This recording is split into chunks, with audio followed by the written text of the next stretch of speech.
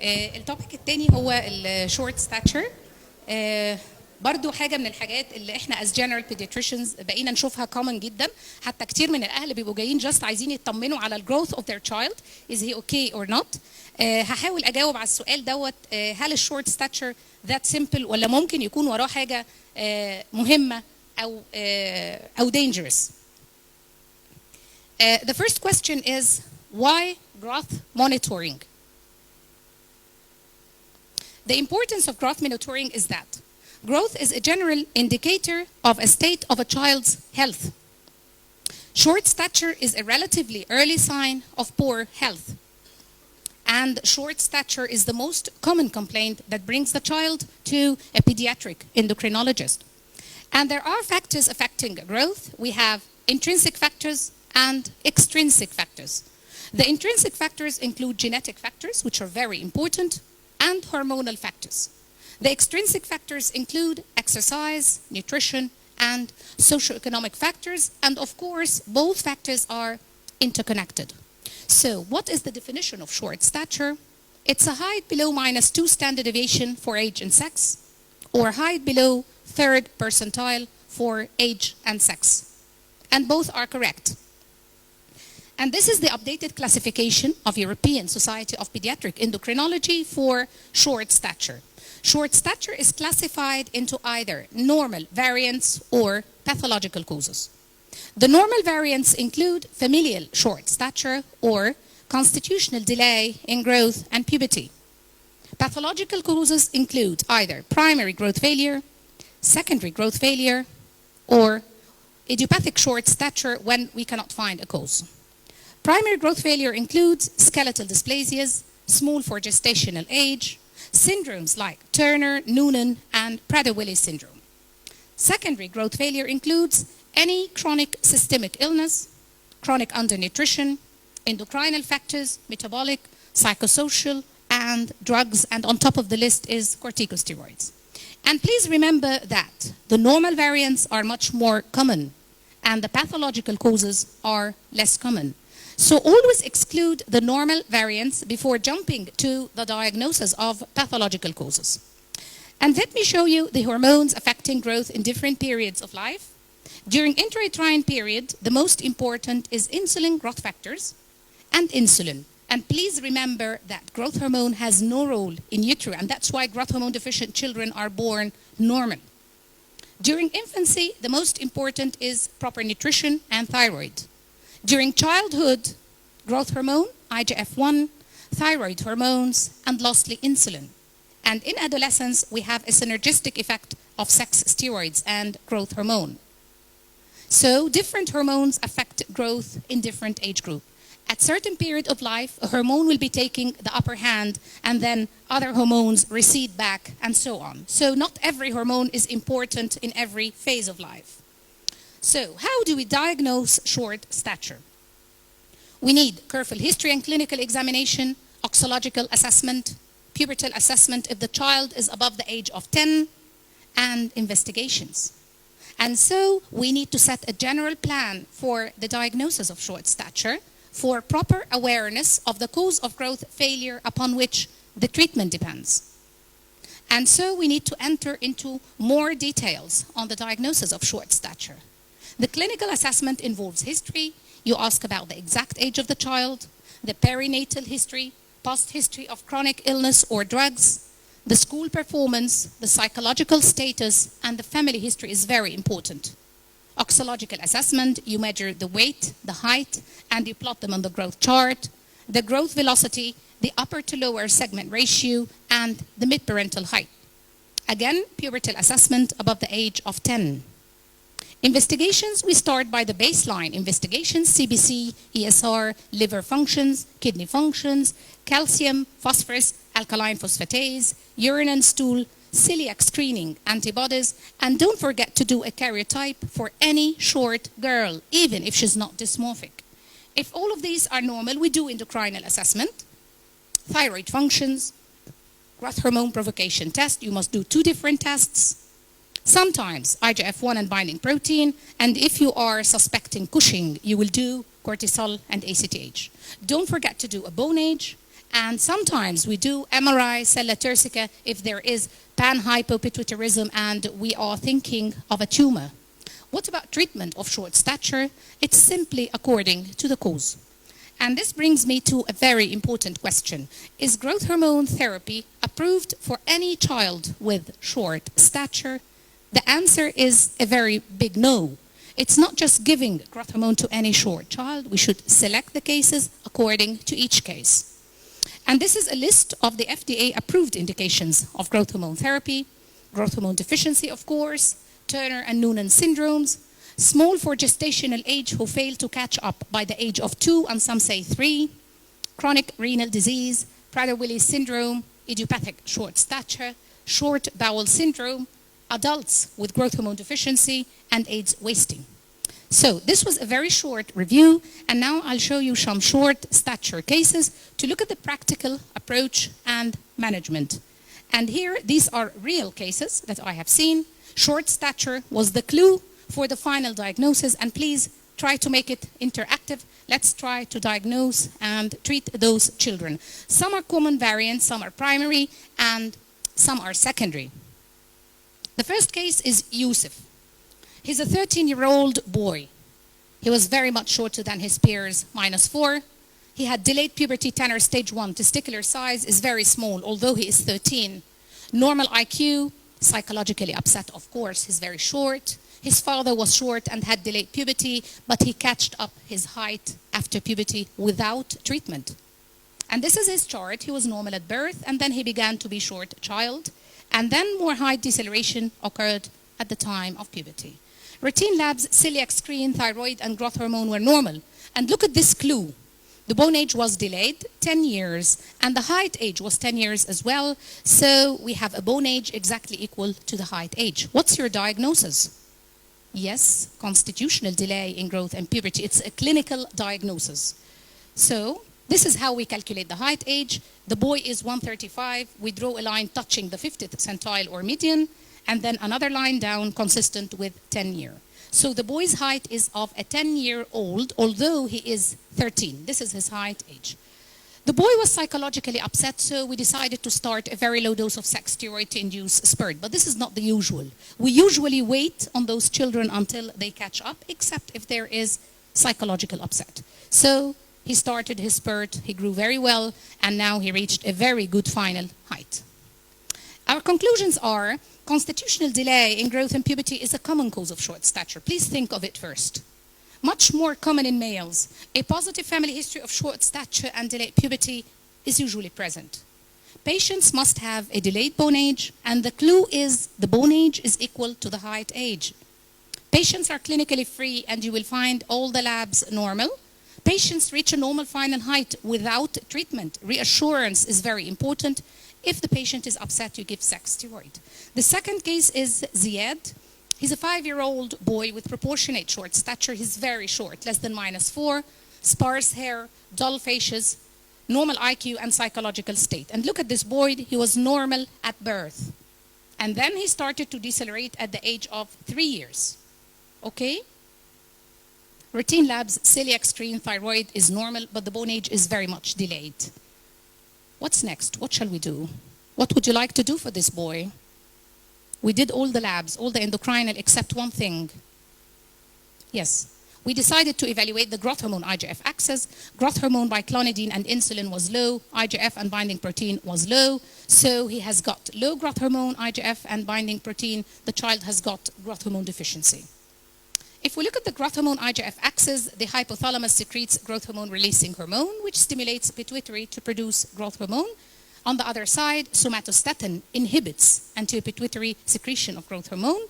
The growth hormone then at the liver secretes IGF-1, and growth hormone exerts a negative feedback at the level of pituitary and hypothalamus. Again, IGF-1 has a negative feedback at the level of pituitary and hypothalamus, and somatostatin has a positive feedback. So if we need to see the pathophysiology of growth hormone deficiency, it could be at the level of hypothalamus, pituitary, or liver.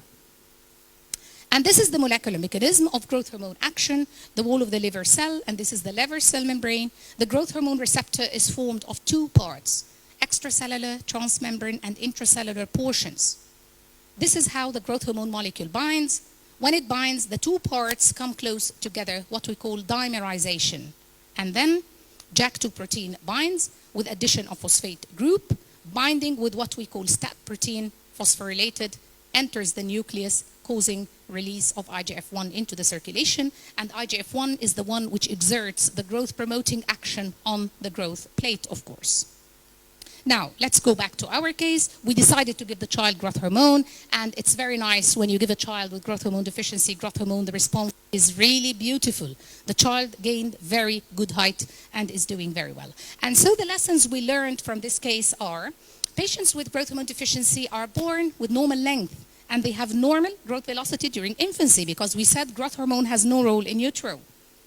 Growth hormone deficiency is diagnosed by 2 growth hormone provocation tests, and this is a very important message. Don't ask for basal growth hormone. It has no value. Response to growth hormone therapy is usually adequate when started early. As soon as you diagnose, start. The third case is Mariam. She's a 13-and-a-half-year-old girl with short stature, -3.5. She has delayed puberty, breast stage 1, slightly dysmorphic, not so much. She had a low birth weight and low birth length with swelling of the dorsa of hands and feet, as you see. And the mother noted clear mathematical problems at school for this girl. And this is her chart. She was short since birth, during infancy, childhood, and adolescence. Routine labs, celiac screen, thyroid, growth hormone, everything was normal. The bone age was delayed. Echo was done because she is dysmorphic. It was normal.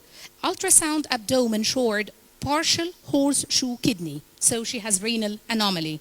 What else is missing in this girl? What's the missing investigation here? Yes, karyotype. Yes, excellent. So karyotype revealed a 45X Turner syndrome girl, and here we started growth hormone and sex steroid, and she catched up her height and puberty very well. But unfortunately, she started to plateau again. Something happened again after she improved. Okay, and then we decided to re-evaluate Mariam. Her routine labs were normal, celiac screening was negative. But this time, when we repeated the thyroid function, she had a low T4, high TSH, primary hypothyroidism. And in Turner's, they are very liable to autoimmune disease. We did the thyroid antibodies and they were positive. So there was also 4 years delay in the bone age, even worse. She developed autoimmune hypothyroidism, and here we added L-thyroxine, and the girl is doing very well now and catched her height and puberty. And to wrap it up from Mariam's, karyotype must be done to any short girl, even if not dysmorphic. Karyotype must be done to any girl with edema of the dorsum of the hands and feet. Short stature and delayed puberty are cardinal features of Turner syndrome. Turner girls could have normal growth hormone level because sometimes they have resistance and not deficiency. Therefore, they need higher doses of growth hormone. And Turner girls are more liable to autoimmune disease like celiac and Hashimoto's. So please, if you find that she's not responding, screen for autoimmune disease. The presence of associated untreated autoimmune disease weakens the response to therapy. So if the child is not responding, search for autoimmune disease. The fourth case is Ahmed. He's a 9-year-old boy who was growing very well until 5 months ago. He started to slow down his growth. He is short, but not very short, because it's not a long time, -2.5. He had squint, deteriorated vision with bitemporal hemianopia, projectile vomiting, headache, and a clear deterioration in the school performance. And this is the chart. Remember that he was completely normal. He was completely normal child since birth and childhood. But then 5 months ago, secondary growth failure occurred. He stopped to grow. Routine labs showed some anemia, celiac screening negative. Look at the thyroid function, low T4, low TSH. This is central hypothyroidism, something in the brain. Growth hormone by 2 test low. We have growth hormone deficiency. And the bone age was a little bit delayed, not too much because it's not a long time. So it looked like panhypopituitarism. And the golden rule is whenever you have more than one pituitary defect, you must search for the other hormones. And this is what we did. Cortisol, ACTH were low, central hypoadrenalism, sodium, potassium normal. We did not assess FSH and LH because the child is prepubertal. So it is definitely acquired panhypopituitarism. What is the next urgent investigation? Yes, MRI. This was very big cystic craniopharyngioma, as you see here, confirmed by histopathology. And he was fortunate, the tumor was resected on time and hormone replacement therapy was given, and the child is doing very well now. The conclusions are a child who was growing well and started to have a poor growth velocity must be thoroughly investigated. Please respect secondary growth failure. Tumor or chronic illness, craniopharyngioma is rare, but it's the most common brain tumor in children. And any case of panhypopituitarism must perform MRI because it could be hiding a serious tumor. The last one is Khalid. He experienced rapid weight gain, obesity, fatigability, bruising, with no history of drug intake. As you see, he has got moon face, facial plethora, and hypertension. This is his height and this is his weight chart. He had normal growth and then he started to have secondary growth failure and rapid weight gain. So we are facing a case of obesity and short stature. Here, the CBC showed polycythemia, borderline low calcium and impaired fasting blood sugar. And here you can see impaired circadian rhythm. Cushing's syndrome was suspected and it was confirmed by a lot of labs and dexamethasone suppression test, and it looked like adrenal Cushing. We have seen a mass by ultrasound confirmed by CT scan here, as you see at the arrow, and this is a very huge tumor extracted from the boy after surgery was done, confirmed by PAS positive signet ring adrenal carcinoma. Cushing was cured and the boy started to lose weight and to gain height, which was very good. And this is the boy, how he looked like 1 year after excision of the tumor and treatment. Don't just look at the weight and height, look at the mood. Look how the boy looks happy and safe. And the conclusions here are, if you have an obese child with normal height, think of simple obesity. If you have obese child which is short, exclude endocrine and syndromic obesity. Any obese short child must be thoroughly investigated and highly respected. Don't just put the child on a diet. And let me end by a very important historical note. Short stature did not prevent dwarfs in ancient Egyptian culture from attaining high positions in society. Some served as assistants to the pharaoh and others were looked up to as gods. This is the statue of Bes في الفيلم بتاع عادل إمام إله الحب. He looks very ugly بس هو ده إله الحب عندهم يعني. وفي المتحف في الكايرو museum a lot of achondroplasia patients and panhypo patients, I was surprised to find them. يعني كان في زي endocrine section هناك الحقيقة مليان حاجات زي كده كانوا متقدمين قوي. And let me show you the tallest and the shortest man in the whole world. This is the Italian man, 2.52 meter, Sultan Kozan, and this is the shortest man in the whole world. He's 53 centimeters. He's like a newborn. And Kozan said, even though he's short and I'm tall, we have had similar struggles throughout our lives. And let me tell you that most of the world leaders are short, with the exception to Barack Obama, but the rest are really short. They are lucky people. But short stature could be a problem. The French president, Nicolas Sarkozy, stands on a chair when giving a public speech. Although he is the president of a big country like that, he feels that he is short.